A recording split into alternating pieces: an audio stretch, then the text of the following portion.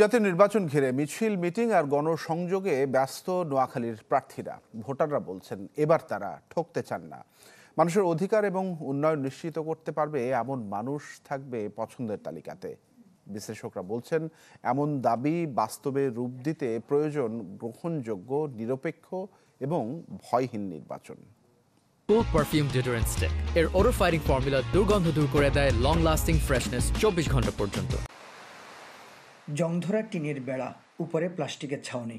নোয়াখালীর হাতিয়ার চর নঙ্গলিয়ায় এমনই খুপড়ি ঘরে দুপুরে রান্না বসিয়েছেন নূরনেসা। স্বামী হিলাল উদ্দিনের খোঁজ করলে জানা যায় আছেন নদী পাড়ে। কিছু দূর এগুতেই দেখা মেলে 40 ঊর্ধ্ব হেলালের। 4 বার ভাঙনে সর্বস্ব হারিয়ে এখন স্ত্রী সন্তান নিয়ে আশ্রয় বেড়িবাঁধের পাশে। জীবনের দিশেহারা মধ্যবেলায় নির্বাচনের কথা তুলতেই বেরিয়ে আসে ক্ষোভ।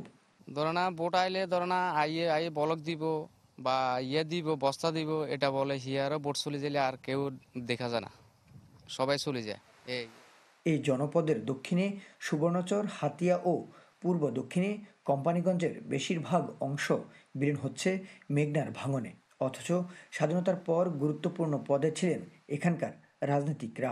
তবু বদলায়নি চিত্র। ত্রয়োদশ জাতীয় নির্বাচন ঘিরে এলাকায় বাড়ছে গণসংযোগ। মাঠে নামছেন বিভিন্ন দলের হেভিওয়েট প্রার্থী।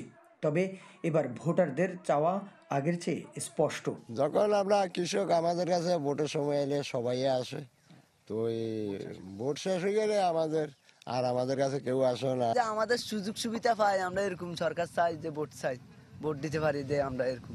জন দাবির মধ্যে উল্লেখযোগ্য যে কয়েকটা দাবি আছে, যেমন নোয়াখালী রেল লাইনকে চেয়ারম্যান ঘাট পর্যন্ত সম্প্রসারণ করা, এখানে নতুন ট্রেনের ব্যবস্থা করা। কৃষি, মৎস্য, প্রাণী সম্পদার রেমিটেন্স নির্ভর 200 বছরের পুরনো জেলা নোয়াখালী। রয়েছে 9টি উপজেলা ও 6টি সংসদীয় আসন। বিশ্লেষকদের মতে প্রার্থী মনোনয়নে রাজনৈতিক দলগুলোর সতর্কতা এবং নির্বাচনের গ্রহণযোগ্যতা নিশ্চিত করাই এখন বড় চ্যালেঞ্জ। সৎ, শিক্ষিত, উদ্যমী তরুণ এবং যারা ওই এলাকার সমস্যা সমাধান করতে পারবে সেরকম প্রার্থীকে বাছাই করতে হবে। অন্যথায় আমি মনে করি যে এটা যে উদ্দেশ্য নিয়ে আমাদের যে তরুণ প্রজন্ম বিপ্লব হয়েছে সেটা থেকে আমরা দূরে সরে যাব। জেলায় ভোটার রয়েছে 28,54,000, যা মোট জনসংখ্যার অর্ধেকের বেশি। তাদের প্রত্যাশা বাধাহীন উন্নয়ন ও প্রতিশ্রুতির বাস্তবায়ন। সুমন ভৌমিক, চ্যানেল 24, নোয়াখালী।